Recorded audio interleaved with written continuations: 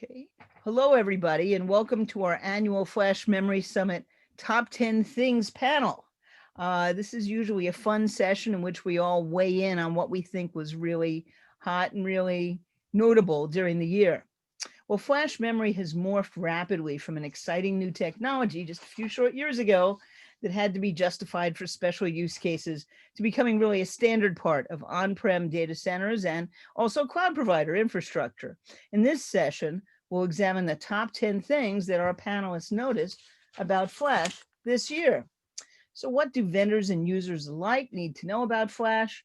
Is it the emergence of 3D technology, the rapid rise of high-speed NVMe, the promise of persistent memory, the role of Flash in scalable systems, clouds, mega websites, new methods for Flash storage networking, such as NVMe over Fabric, ways for software to take advantage of Flash memory, or large hierarchical storage systems that cover everything from high-speed cache to long-term archiving. So our top industry experts will present their own candidates for the top 10 list, and here they are. You'll see them on screen. We have, in the order in which they appear, Dave Eggleston of Incog Systems, or Intuitive Cognition Consulting is the full name. We have Tom Coughlin on the left there, as president of Coughlin Associates. Eric Herzog in the center from IBM Storage. We have Jim Handy from Objective Analysis, and Rob Davis of NVIDIA Networking, and they can actually tell a little bit more about what they actually do when they start. Everyone's going to have about 2 to 2.5 minutes to go over their favorite topic in the beginning, and we're going to start with Eric Herzog, who's going to discuss NVMe and the role of software. Eric, take it away. Great. Well, thank you very much, Gene, and IBM really appreciates participating in so much of the Flash Memory Summit. So my name is Eric Herzog. I'm the CMO and Vice President Global Storage Channels for IBM. I've been in the storage industry for almost 45 years. I've worked at several Fortune 500 storage companies, Maxtor, Seagate, and EMC, as well as IBM. And I've also done 7 storage startups. And thank God, 5 of those 7 have been acquired. So today we're going to talk about, how things work in Flash and some of the new technologies. So what we saw this year was an incredible rise in the role of NVMe. NVMe provides a performance framework that increases the performance of all flash arrays. There's 2 aspects of that. First is NVMe inside storage systems. So the storage array controller uses NVMe to talk to the mid plane or back plane, depending on the design of the storage subsystem, and the flash modules are NVMe enabled. We started shipping NVMe and our all flash arrays back in the summer of 2018. One of the myths of NVMe is that it costs more money. And I'm here to say that that's bull hockey. When we introduced our first NVMe all flash array, we reduced the price by 30% compared to our previous generation, which did not use NVMe. When we introduced our second generation of NVMe all flash arrays, which was February this year, our high-end product, the Flash System 9200, which replaced our former high-end product, the Flash System 9100, was not only faster, 40% faster in IOPS, 40% faster in latency, we also brought it out at 12% cheaper. So the myth that NVMe costs more money, at least from a storage array perspective, is not true. The other aspect of NVMe is NVMe in the fabric. So we started shipping NVMe over Fiber Channel a year and a half ago. So about 6 months after our first launch of NVMe inside the storage array. We've done a couple industry papers jointly with Brocade. One of them is just available and is our new product, our Flash System 9200, which came out in February, showing dramatic performance increases in Oracle Decision Systems, 46%, and a number of other performance metrics in the traditional transactional workloads of block storage. So 1, NVMe is not more expensive, depending on your vendor, but is not, in point of fact. Also, NVMe over Fabrics is now becoming more popular. It was not. By the way, NVMe over Fiber Channel, as many of you are probably more system-centric than software-centric, was just certified by VMware with the V7 launch, which was earlier this year. We were shipping it again 18 months ago, and we did have customers shipping it or using it with VMware. It just wasn't, quote, certified by VMware, but it was working. But now they're certifying, which, since some companies are more conservative now, that VMware, which of course is the largest virtualization platform by far in the enterprise, some of those more conservative customers will do it now because most apps are about 75% to 80% virtualized, so they'll do it. The second thing that's important we see in flash arrays. Keep going, but you only have about 30 seconds. I will. The second thing is important is the importance of storage software. It's not about the hardware. I shouldn't say it's not all about the hardware. It's about the storage software that comes with it. Does it replicate? Does it snap? Does it encrypt? Do you use AI-based tiering so you can tier from one array to another, or from storage class memory to flash, or R flash to industry standard flash? And those are things that people need to see, and things that are very important to enterprise buyers. Is not just the storage system and its parameters, but what about the software, and how does the software help me? All right. Well, for the sake of time, Eric, let's just call that a wrap for this part, and then we'll be able to come back in the second round. Okay. So Dave Eggleston, you wanted to talk about persistent memory and AI workloads from your perspective. Sure. So I'll start where Eric left off, which is NVMe is certainly a good breakthrough for the industry. Something new at Flash Memory Summit this year, we did a full track on storage for AI. And NVMe is one of the foundational pieces that tie together. You've got different compute elements now. It's no longer just the CPU. You've got CPUs, GPUs, this new thing called the DPU, which I'm sure Rob Davis will want to talk about more. And then also you've got FPGAs or dedicated ASICs, all handling some part of AI workloads. So how do you tie that all together? So NVMe, whether it's NVMe OF or NVMe using TCP, are a couple different ways that we see tying that together. Now, why is that important? So Jensen at NVIDIA talked about at GTC this year, that in order to manage AI, we have to rethink the whole compute architecture. And as Eric was talking about, that's both hardware and software. So I'm going to talk just a little bit about this idea on the hardware side. How do you then reduce the problem of the CPU being a traffic cop for data moving between these different processing elements? And one of the key things is going to be, how do we move some of that work out to other places, maybe farther out on the network or into the storage controller itself. So computational storage is an area that SNIA has focused on for quite a while, and that's getting some traction as we move certain tasks in there, whether they're encryption or doing compression and decompression or doing part of the database search inside that storage controller itself, unburdening the CPU. Again, the DPU is something, a new term, which is kind of an expansion of the smart NIC, is also moving intelligence, in this case, out to that network card and doing more of the work there. So I think that's, Gene, toss it back to you, but I think that's one of the key things as we look at storage for AI is both software changes and hardware changes, rethinking that whole stack in order to be able to handle this, what I like to call the AI the beast. We got to feed the beast with lots of data. Dave, you have 30 more seconds to talk about persistent memory. I would love to, and I think both Jim and Tom will weigh in on this as well. And let me do that as a jumping off point also for storage for AI, because one of the most interesting things I've seen recently from Intel was talking about how when you're using storage and there's misaligned blocks or small IO, how do you handle that? And they showed something very new, which is putting in place, it's called DAOS, is a certain object storage engine that they have. And then you take those small and misaligned IO and send it to their persistent memory DIMMs, whereas the big IO, the large blocks, would go off to the SSDs. When they did that, they immediately jumped to the top of the HPC ranking for IO 500. So that's an example of how a mix of using persistent memory along with storage can be really beneficial to HPC and AI workloads. That's terrific for a quick round, and we'll come back to you, of course.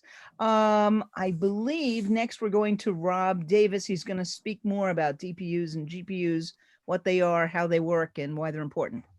So Rob.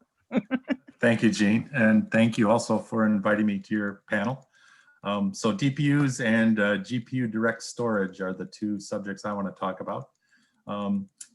As Dave mentioned, DPUs were mentioned by our CEO a couple of times now, both at VMware's keynote with Pat Gelsinger and on the keynote for our conference on the GPU technical conference. The conference called GTC, right? Yes, Can exactly. they still access that online as well? Or? Absolutely. I think they can. Yeah. Okay. So of course, everyone knows what a CPU is. And for many years, CPUs were really the only programmable element in computers. And more recently, GPUs or graphics processing units have come to the forefront. Originally, they were used to deliver graphics, of course, real-time graphics, but their parallel processing capabilities made them ideal for accelerating computing tasks like artificial intelligence, deep learning, big data analytics. So now with the CPUs and the GPUs powering these enormous hyperscale data centers, we have a powerful new category of processors called DPUs, or data processing units. So the CPU is for general purpose computing, and the GPU is for accelerated computing, and the DPU is for accelerating secure data movement around the data center between these different, the CPU and GPU elements. Right, right. And I can go into more detail on that in the next part of I think that might make sense for sure. Well, thanks very much.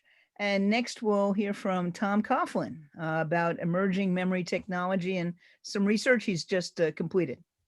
Well, thank you very much, Gene. And also, it's good to be on the panel with the rest of you. The research you're talking about is actually another fellow on here, Jim Handy, and I, a colleague. We did a recent report on emerging memories finding their direction. And that direction is going to be filling a lot of these needs. I think Dave Edelstein sort of implied some of these things, is that in order to, and also Eric and some of the system side he's talking about, is that the emerging memory technologies, whether it's MRAM, resistive RAM, phase change memory, potentially even things like ferroelectric memory, are going to be playing a bigger role. Right now, there are resistive RAM devices, phase change memory RAM devices.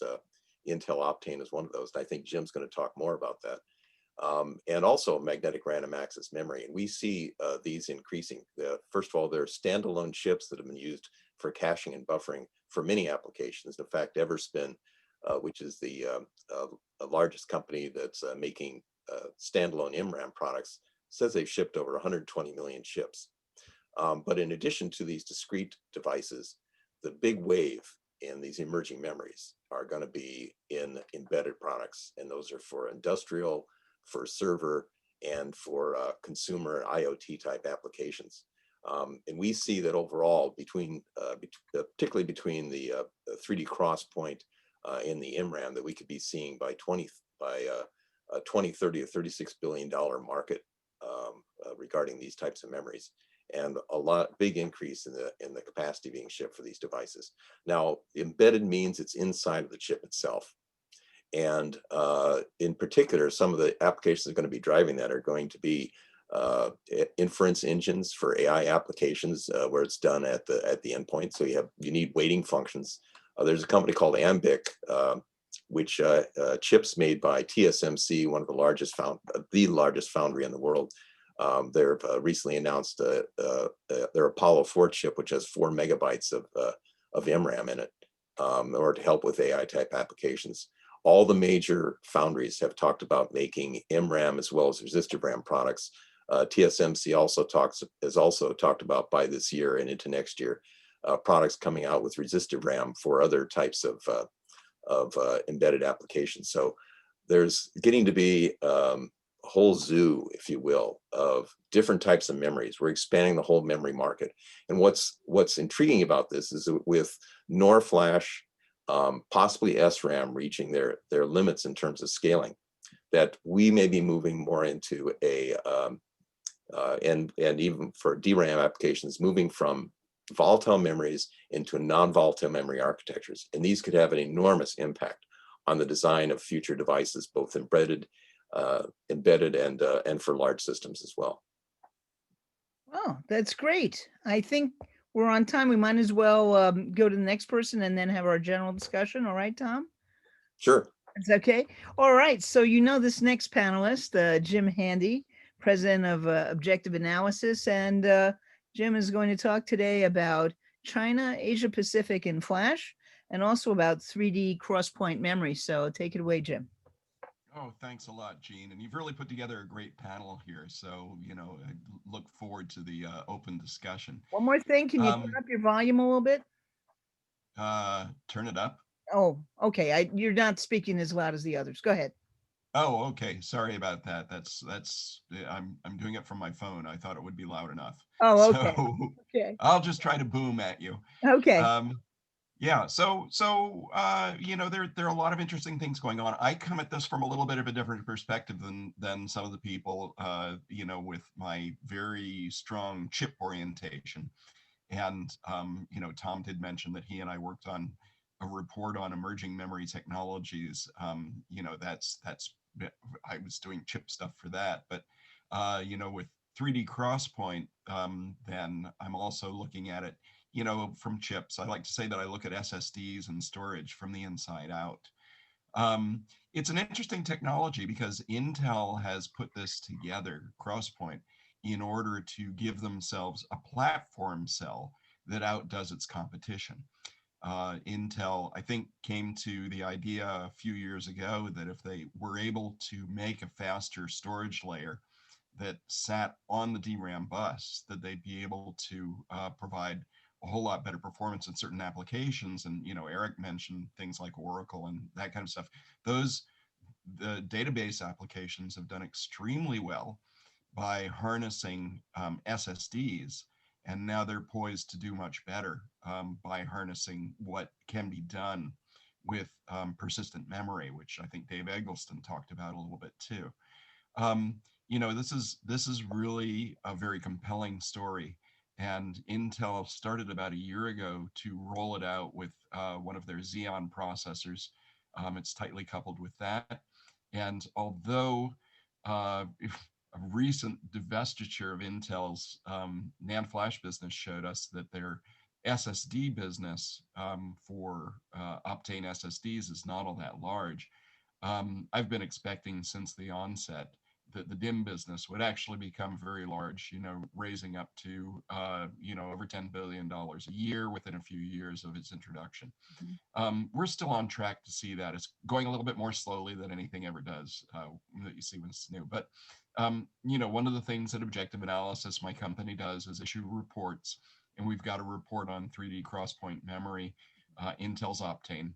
And, we'll be updating that soon. But yeah, it has a, very well thought through explanation as to where the market's going, how it's going to get there. And some sizing, right? Market sizing. Am I Yeah. right? Yeah. Yeah, market sizing. Something else that we do that's kind of a little bit offbeat for a semiconductor market research firm is that we actually estimate what profits are. And so we've been looking at 3D Crosspoint. Intel has plowed a ton of money into this, which is something that's going to, sorry about that, make it pull ahead of other memory technologies, emerging memory technologies. Yeah. And that's the fact that they want this badly enough that they've invested to the tune of a couple of $2 billion a year for the past 3 years. Right. I don't mean to cut you short there, but we wanted to back up just a little bit and say how Flash, which is what the subject of our entire conference is, really, you and I talked, virtually all of it's being made in Asia. And this plant you're talking about is in China. We have other plants in Japan that supply, I know SanDisk or now Western Digital, and also the new company that it's Kioxia or something. Yeah. Kioxia. Yeah. Right. So, and I'm probably not pronouncing that right. My question to you yesterday was, where in the US do they make flash? And I think your response was in one place or something. Yeah. Micron's got a plant that is used to make chips for the US government in Manassas, Virginia. And that's other pretty than much that, the NAND flash is pretty much made outside of the US. Right. It's just and, this might be a good time for me to talk about the fact that the Chinese government wants to get into the NAND flash business, Oh, it is. and they've got this company YMTC, who's been a keynoter for the Flash Memory Summit Mhm, mhm. over past years. And there are a couple other companies. CXMT is a DRAM firm that is having some success based on technology from Qimonda. And then there's another JHICC, which is struggling to get to where it can actually ship a product. But all of these are efforts by Chinese companies. You know, the JHICC and YMTC are very government oriented. CXMT is kind of going on its own path. But anyway, it's an effort to get into the memory business, which then will hopefully for the Chinese government get the Chinese electronics industry a little bit more self-sufficient All right. in Well, that area. And amazingly and perhaps yeah, frighteningly, we're pretty much at the lightning round because we have 5 people. yeah. So so let's do a lightning round and let's go in the same order in which we began. So so Eric, did you have some other things that you want to point out as we do our lightning round, just with a quick minute to a minute and a half? Well, a lot of discussion on storage class memory.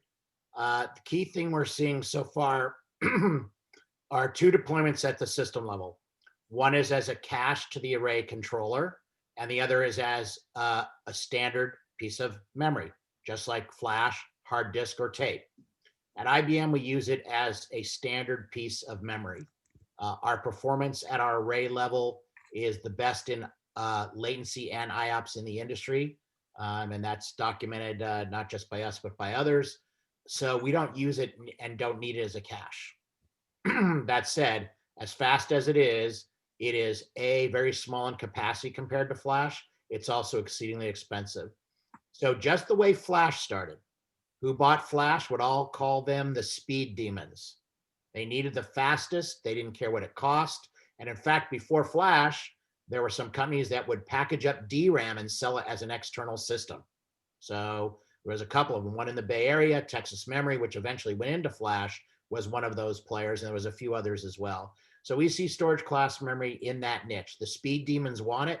Other people won't. Over time, storage class memory will come down. It'll get bigger, which is exactly what happened with flash. And now flash is ubiquitous. It is the #1 selling for the analysts that cover the numbers at the system level. The #1 all flash, or the #1 array type in the world are all flash arrays. And the cost is it's basically killed the 15,000 RPM array business and the bulk of the hybrid arrays because you don't need it. The costs come down. So storage class memory will get there. But right now it's really for the speed demon crew. We do sell some of it, but compared to flash, it's minuscule at this time. Okay.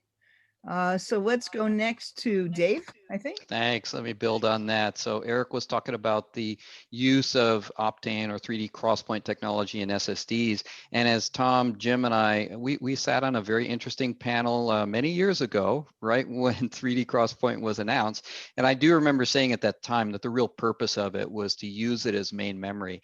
We do see with the launch of the Optane DIMMs that now it is being used as main memory. Several speakers at FMS are going to talk about the acceleration that they get, and it's really 2 different areas that we see this new use of persistent memory. One is in memory database, in-memory compute, in-memory database, really acceleration of SAP HANA. That's a place where we see it adding capacity at lower cost than DRAM. A second place we see it being used is quite recent, is just number of VMs per server. So again, that's adding more memory than you can get out of DRAM at a lower cost than DRAM. The third one, which I've come across very recently, was a calculation was done on the Next platform, an article there. They were looking at if you take an HPC system, an existing HPC system, which might take about 50 watts in the memory system.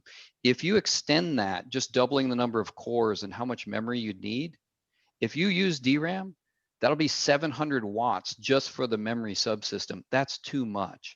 So another advantage I think we're going to see in the future for these new persistent memories is being used as main memory, but also to bring down the power consumption because persistent memory consumes much less power than DRAM. So those are the three applications where I think persistent memory as main memory are driving ahead. Well, thanks very much. Sorry, it's moving so quickly here. So I think, Rob, you're next, but we do have to keep it kind of brief. Okay, well, I want to talk about applications where memory isn't enough, and that's with GPUs, because with artificial intelligence, often the amount of data required to come up with your algorithms and to start your artificial intelligence system is more than can even be put into a system on the storage embedded. So that's why we've come up with a new approach to moving data in and out of GPUs called GPU Direct Storage. And what it does is bypass the host CPU, the CPU that the GPUs are hosted by, bypass its memory completely and move data directly from the network using RDMA technology into the GPU's memory. And that is an order of magnitude increase in the performance. This product is in beta now, and there's many different partners that we're working with, pretty much all of the major players and a lot of startups. It requires RDMA, so for block interface, it's NVMe over fabrics, and for it's NFS over RDMA. Okay, well, we have to kind of move on to wrap up, but we will take follow-on questions from chat and in person. So thank you very much. Tom, if you have some quick remarks, you can make them here. Yes, I would like to make some remarks building on what other people have said. Is that first of all, I believe it was Eric that was saying that as you make more of this stuff, it gets cheaper. That's a fundamental tenet of semiconductor fabs, as my friend Jim would point out as well. One interesting thing on the enterprise side, I think in the last few weeks, I've probably been briefed on 12 different products that are using Optane. What's interesting is it's the SSD NVMe version, as well as the DIMMs that they're talking about there. So it really is taking hold. There's something that Dave said that which is the power savings. It's significant. It points out with DRAM. Also, it gives you, for instance, if you're in a battery powered device, an IoT device, or a wearable device of some kind, and you have a SRAM in there, for example, if you turn the power off, the data goes away and you have to repopulate it again. That's not the case with the MRAM, for example. And these are definitely the things, these little niches, new special applications, as they build up, as they increase in volume, it brings the cost down in manufacturing. It lets people bring the manufacturing of MRAM from the back end, perhaps closer into the actual manufacturing of the devices. So Right. I think it's going to be a big game changer. Okay, and very quickly, going on to, thank you very much. Going on to Jim. Jim, we'll have to just wrap it up very quickly. Go ahead. Yeah, and I'm going to agree with Tom and with Dave, and bring in a little bit of what Eric said, is that in the past we've looked at computing systems as having really two elements, and that's the cost and the performance. And now everybody's talking about the energy. And with these new technologies, you're not only able to get better cost performance because of the fact that you are bringing the storage closer to the processor, or communicating, as Mellanox says, with the at a higher speed, but you also are able to get the energy down because of the fact that you're just simply using less computing resources to be able to accomplish the same task. Right. So all three of those together, the performance, the cost, and the power, are really a big deal. Right. I hate to call an end to this, but it's supposed to be a short session. Let me just say thank you to everyone. And also I'm offering, and this is probably a big mistake, I'm offering for everyone to send me any follow-up emails after our session when we have live Q&A. They can send any additional questions to my own email. Oh no, jbozman5, JBOZMAN5 @gmail.com, and I'll distribute those to the people that you want to hear more from. Okay. And thank you very much to everyone. Really appreciate it. Thank you, Gene. Okay. Thanks. Bye-bye, guys. Thanks so much. Thank you. Okay.